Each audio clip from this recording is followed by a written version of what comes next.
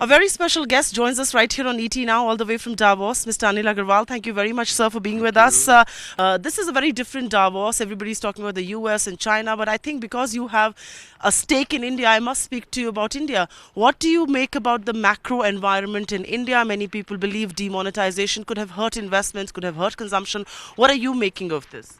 Yeah, first of all, what an atmosphere, the everybody for the development of the world, development of the growth of the economic development, everybody is here, so much of excitement. I'm India in a growth path. If you look at on the micro side, as you have seen the GST and the demonetization which has taken place, which is a reality, Right. a reality. Right. And I have said that the demonetization is like taking a vaccine. It may give you a pain for a while, Right. but in the long run, is going to benefit the country. And the opportunity to the world. This is the opportunity to the world to develop, whether it's infrastructure, whether it's natural resources, Right. whether education, is India. I must ask you a question on metal prices. They have increased in the recent past by about 10 to 15%. Do you feel the domestic industry, both for zinc and aluminium, has sufficient price support for the market right now?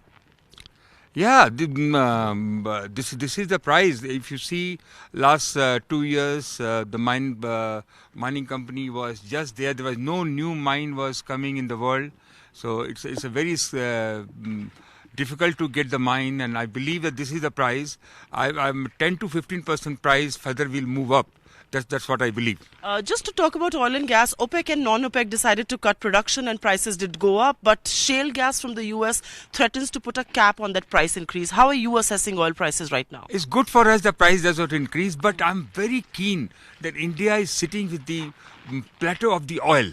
It's very important. Any country, especially like India, should produce 50% of for their energy security, their own oil and gas, and which is cane produce 30% oil of the country. We are looking to produce 50% oil of the country.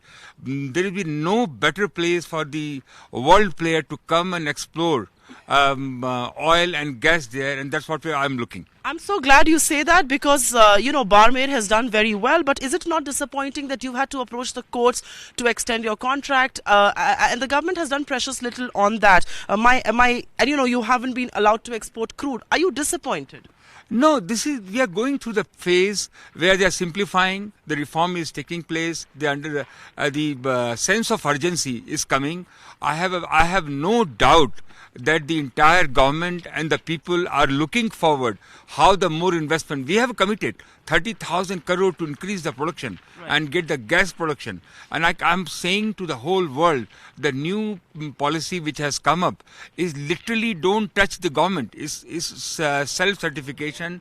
Just the environmentally you have to be very to apply and get the clearance. Apart from that, I'm looking world major player to come in and invest in oil and gas and the mining sector. Mining sector is amazing. India has not explored. It has been explored only 10% against 90% what world has explored. Right. So it is very important that this is a big great pie opportunity. too, yes. Great opportunity. Sir, the merger of Kane and Vedanta, do you expect that to wrap up by this fiscal? People are anxious. When will you do that? Yeah, me too. I'm looking forward this financial year to wrap it up. As far as your tax dispute with the government goes, and I'm going to ask you a very candid question here, you've repeatedly said that you would want a resolution, and yet you've moved courts and Indian tax authorities on the tax dispute, but Kane has in fact asked Indian tax authorities to compensate for the losses. Do you expect a resolution at all on this matter? This is very unfortunate. This is a one thing which is Prime Minister himself and the Finance Minister, everybody want to resolve. It's not with us. It's a parent company, Kane Energy, and it's very important is reflect on us. And I have a very strong feel that Kane Energy should go and the government should come and sit down and resolve this. Retrospective test is giving a very bad taste in the. I'm hearing here World Economic Forum and every investor asked this about this, and I'm looking forward amicably. I can tell you, Government of India will not get away from zero.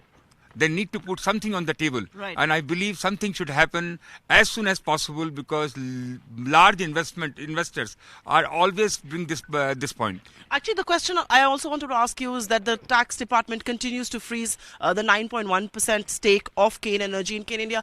Are you looking at unfreezing? Are you in dialogue with the government on that as you finish this merger? Yeah, this is not our issue. This is the parent company Kane Energy issue. But I'm very keen that this to be resolved, and this has to be resolved. And whenever I meet the government, I get the same feeling. I can do anything required to put both of them together to resolve this. One last question. The budget is right around the corner, and many people believe this will be a transformational budget for the Modi government. What are your expectations from this? We all, this is the country. If you look at how the is about uplifting the poor. It's uplifting the poor, and what Mr. Modi has just recently said, the construction of the houses. He's going to give a cheaper loan. What a move! What a move. And allowing entrepreneur to come forward, SMEs to come forward. I am very bullish. This budget, two things will happen. Demonetization and GST will roll out. And the World Economic Forum, people are believing that this will happen. On the top of it, the budget will be very pro-poor and the development and getting more investment in the country. As you do all of that, are you disappointed nothing has moved on Hindustan Zinc and Balco's minority stake sale? In India, you have to have patience. Who can be the better person? Last 15 years, no matter what happened, we have moved. We are 1% GDP of the country. 1% GDP and is 1.7 million people out of the poverty. Mm-hmm. So we have done it, and time in future is very, very good. So we had a hard time, but going forward, I'm looking end of the tunnel.